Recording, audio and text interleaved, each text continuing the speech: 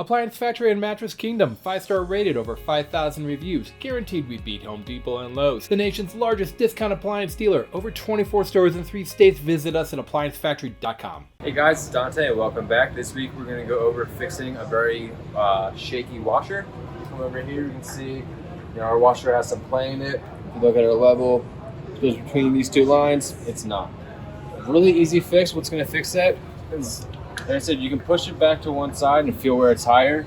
For this one, our foot right here is sitting a lot higher than it should be, so we're just going to go ahead and adjust that. Obviously, when you have no water in there, it's a lot easier. Like this one is completely empty, so we are good.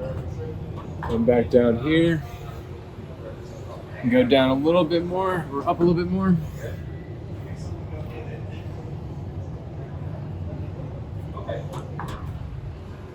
Boom, there we go.